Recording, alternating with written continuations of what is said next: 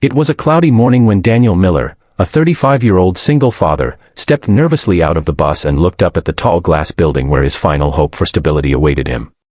His shirt was neatly pressed but second-hand, the collar slightly frayed, and his shoes had been polished so many times that the leather had begun to lose its texture. He clutched a thin folder to his chest as though it contained his entire world. Inside it was his resume, simple, worn from years of failed attempts, and yet still carrying the dreams of a father who refused to give up for the sake of his little girl, Emma. The interview he was about to walk into wasn't just another job opportunity. For Daniel, it was the last lifeline between holding on to his daughter's fragile world and letting it collapse into uncertainty. He took a deep breath, whispered a silent prayer, and walked inside, never knowing how this day would change the course of his life forever. Before we go deeper into this emotional story, if you believe in kindness, in second chances, and in stories that remind us of the good in humanity, please take a moment to like this video, share it with others, and subscribe to our channel, Kindness Corner. Your support helps us continue sharing powerful stories that touch the heart. The reception area smelled faintly of coffee and disinfectant, and Daniel tried to steady his trembling hands as he checked in. All around him, men and women in expensive suits scrolled confidently through their phones, their leather briefcases resting at their sides. They looked like they belonged. Daniel did not. He was wearing the only collared shirt he owned, tucked into trousers that had been stitched twice at the seams. He felt their glances, quick and dismissive, like whispers that reminded him of everything he lacked. But he swallowed the knot in his throat because his daughter's face came to his mind, Emma, just 7 years old, sitting in their tiny rented room, coloring pictures on scrap paper while waiting for her daddy to bring home something more than promises. When Daniel's name was finally called, his heart pounded like a drum. The panel of interviewers sat across the long table, 3 people in sharp business attire, their expressions unreadable.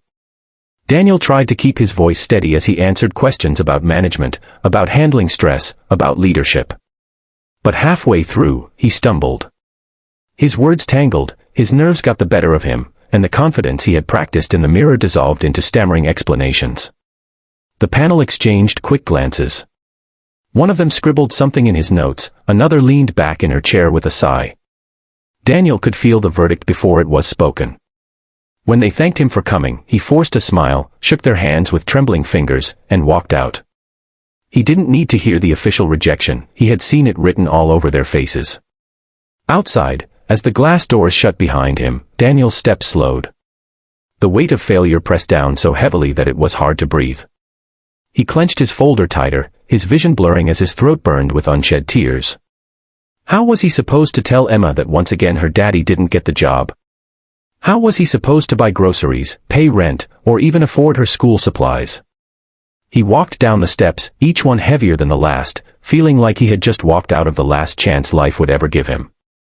What Daniel didn't know was that inside that building, someone was still watching. The lead interviewer, a woman named Claire Bennett, had seen something in his eyes that the others had missed. Behind his nervous stumbles, behind the worn clothes and the hesitation, she had glimpsed raw determination. She had caught the way his hands shook but never let go of his folder, as though he was holding on to more than just paper, holding on to hope.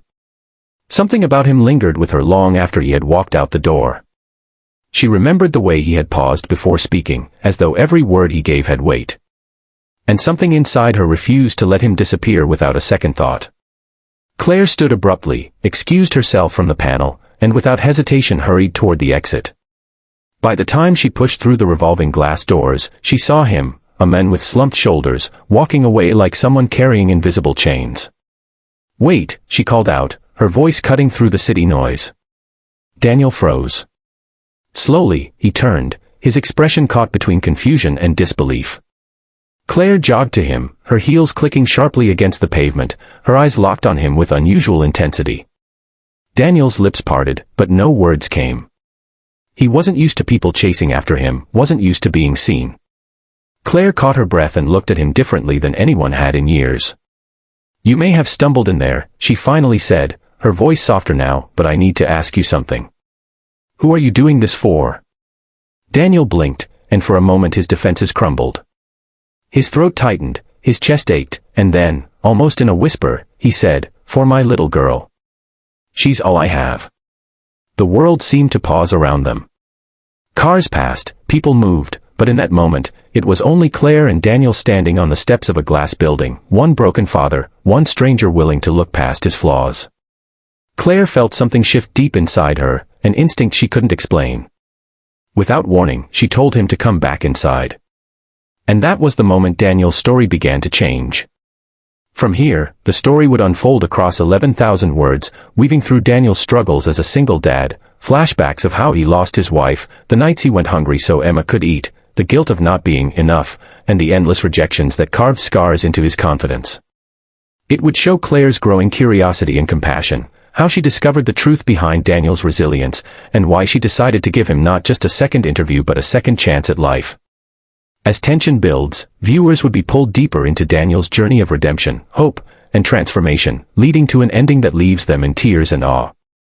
If this story touches your heart as much as Daniel's journey touched ours while writing it, please don't forget to like this video, share it with someone who might need encouragement today, and subscribe to Kindness Corner. Your engagement means the world. It helps us keep bringing stories of hope and kindness to life. Sometimes, life places us in the most impossible positions. Daniel's story isn't just about a job interview, it's about every moment when someone feels unseen, unheard, and unworthy, and how one act of kindness can rewrite an entire future. Many of us carry silent battles, scars hidden beneath our smiles, and fears that will never be enough for the ones who depend on us. Yet, Daniel's journey reminds us that even when we stumble, when we fail, when the world seems ready to close its doors on us, there are still people willing to open another door and say, "Try again. I see you. You matter." Think about that for a moment. How many lives could change if we chose to look past appearances, if we chose to listen instead of judge, if we chose to give just one more chance? Kindness costs nothing, but its value can be immeasurable. For Daniel, it meant a roof over his daughter's head, meals on their table, and the dignity of knowing he could provide again. For Emma, it meant seeing her father's strength restored and learning that the world still holds goodness. This is not just Daniel's story, it could be any of ours.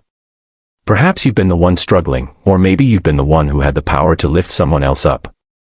In either case, remember this: second chances are not signs of weakness, they are gifts of hope. And in a world so often filled with noise and indifference, choosing kindness can be the loudest, bravest thing we ever do.